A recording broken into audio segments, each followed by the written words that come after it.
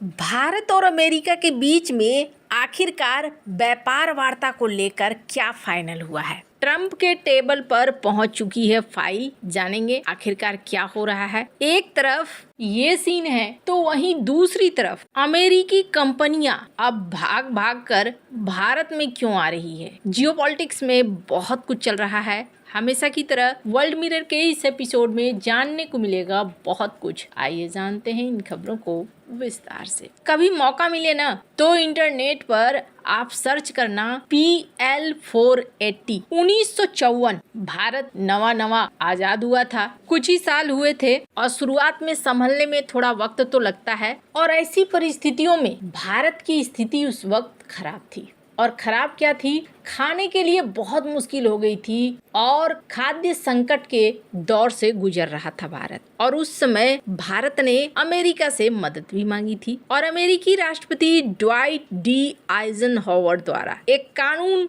बनाया गया था जिसके तहत अमेरिका में नियम था कि अमेरिका के पास जो अनाज बचता था, खास तौर पर गेहूं, उसको या तो विकासशील देशों को बेच दिया जाता था या सहायता के रूप में दिया जाता था। 10 जुलाई 1954 को आइजनहॉवर ने इस एक्ट पर साइन किया जिस एक्ट का नाम दिया गया PL-480, शांति के लिए खाना। 1954 में ये एक्ट बना। 1956 में भारत को लाखों टन गेहूं मिला। 1956 से 1960 तक भारत को 50 मिलियन टन से ज्यादा अनाज मिला जो PL-480 का लगभग 40% था। भारत रुपए में भुगतान करता था जो अमेरिका भारत में ही विकास परियोजनाओं पर खर्च कर देता था। इससे भारत की विदेशी मुद्रा बचती थी। फिर 1960 का दौर आया। राष्ट्रपति लिंडन बी जॉनसन, इन्होंने कड़ी निगरानी करनी शुरू कर दी और कहा जाने लगा कि भारत के ऊपर ना एक दबाव डालना शुरू हो गया। भारत वियतनाम युद्ध की आलोचना कम करे। और ये जो गेहूं आता था, इस गेहूं के साथ ये भी कहा गया कि कई सारे खरपतवार भी आने लगे। यानी गेहूं के बारे में कहा गया गेहूं बहुत ज्यादा साफ नहीं था। अब ये कहानी मैंने आपको क्यों सुनाई। फूड डिप्लोमेसी, इसका इस्तेमाल किया अमेरिका ने। व्यापार एक ऐसी चीज है जिसको आधार बनाकर कई साम्राज्यों को तबाह किया जा चुका है। इतिहास में अगर आप देखें, चाइना के साथ 2 अफीम युद्ध हुए और वो युद्ध किस लिए था? व्यापार के लिए था कि मुझे आपके देश से ज्यादा कमाना है, मेरे पास पैसा आना चाहिए। एक जमाना वो था जब भारत को PL-480 के लिए जाना पड़ा था और एक जमाना आज का है जब भारत ने खेती में इतना विकास कर लिया है और इस तरीके से अपने आप को सुरक्षित कर लिया है कि अमेरिका उस सेक्टर में घुसना चाहता है। और उस सेक्टर में घुसने के लिए अमेरिका ने जो भारत के ऊपर टैरिफ लगाए हैं, ये स्क्रीन पर 2025 में जिन देशों के ऊपर टैरिफ लगे हैं अमेरिका के द्वारा उनकी लिस्ट है, जिसमें आपको टॉप में कौन दिख रहा है? भारत दिख रहा है 50% के साथ। सेकेंड नंबर पर चाइना है 47% के साथ। तीसरे नंबर पर सीरिया है और चौथे नंबर पर लाओस है 40, स्विट्जरलैंड 39, इराक 35। उसके बाद कई सारे देश डाउन होते चले गए हैं। बांग्लादेश है 20%, पाकिस्तान है 19%। हालांकि दोस्त हो या दुश्मन हो, हर एक को इन्होंने टैरिफ लगाया है। करीब 15% से शुरू होता है ये टैरिफ, पर भारत के ऊपर 50% का टैरिफ है। भारत के साथ बातचीत भी चल रही है, लेकिन इस बातचीत के बीच में ऐसा लगता है जैसे भारत के ऊपर चौतरफा दबाव बनाने की कोशिश हो रही है। और ये दबाव अब H-1B वीजा कार्यक्रम को लेकर भी बनाने की कोशिश हो रही है। कहा जा रहा है कि H-1B वीजा के रेन्युअल के लिए बहुत लोग आए थे, वो अटके पड़े हैं। उन्होंने भारत सरकार से कहा, भारत सरकार ने अमेरिका से कहा, लेकिन इस मामले में डिले पे डिले हो रहा है।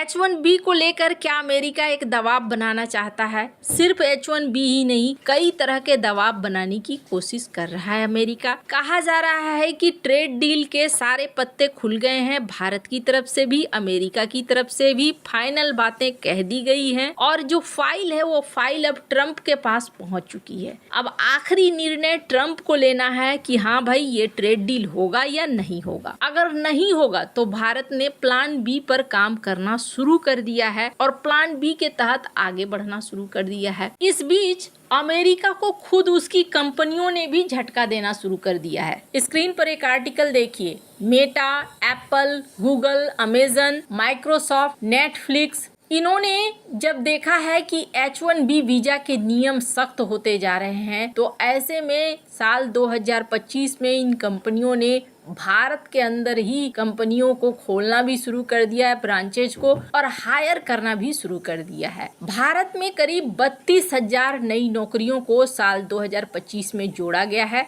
जिसमें AI, machine learning, cloud computing, software engineering जैसे क्षेत्र शामिल हैं। वर्तमान में 3,000 से 5,000 एक्टिव जॉब की ओपनिंग भी है। H1B वीजा नियमों के सख्त होने से अमेरिका में अब भारतीयों का जाना थोड़ा मुश्किल होता हुआ दिख रहा है, लेकिन अब अमेरिकी कंपनियां भारत में आ रही हैं, ये देखने को जरूर मिल रहा है। ये भारत की इकोनॉमी के लिए सकारात्मक है, क्योंकि इससे रोजगार भी बढ़ेगा और विदेशी निवेश भी आएगा। वैसे आपको बता दूं, सिर्फ इतना ही नहीं हो रहा है, कई सारी बड़ी कंपनियां जो भारत के अंदर काफी बड़ा निवेश भी कर रही हैं, जैसा कि भारत के AI और डेटा सेंटर के ऊपर करीब 67.5 बिलियन डॉलर का इन्वेस्टमेंट आया है। ये छोटी मोटी रकम नहीं है। अब आपके मन में कई सारे सवाल आएंगे कि चाहे अमेजन हो चाहे गूगल हो, ये भारत के अंदर इतना ज्यादा निवेश क्यों कर रहे हैं, जबकि डोनाल्ड ट्रंप के साथ अभी भारत की बन नहीं रही है। दूसरा टर्म डोनाल्ड ट्रंप का एकदम से अलग है। माइक्रोसॉफ्ट ने 17.5 बिलियन डॉलर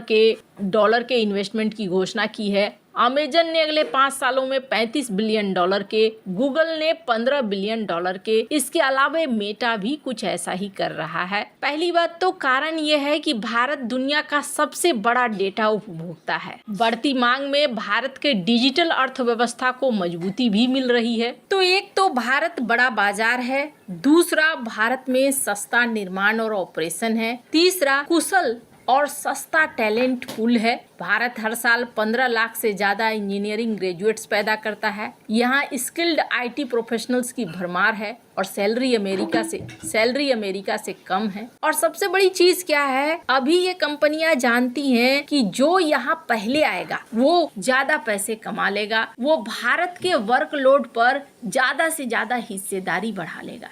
यही वजह है कि भारत के अंदर ये कंपनियां दौड़ रही हैं। वैसे आपको बता दूं, ऐसा नहीं है कि भारत की खुद की कंपनियां इस मामले में पीछे हैं। स्क्रीन पर आप देख सकते हैं, Tata communication, Adani Conex, Reliance, Nextra, बहुत सारी हैं जो इस दौड़ में शामिल हैं, ज़्यादा से ज़्यादा डेटा सेंटर बनाने के दौड़ में और निवेश के दौड़ में। वैसे आपको क्या लगता है, इन सब मामले में आपकी क्या राय है, कमेंट कर जरूर बताएं। जल्द मिलते हैं अगले वीडियो में नई खबर के साथ।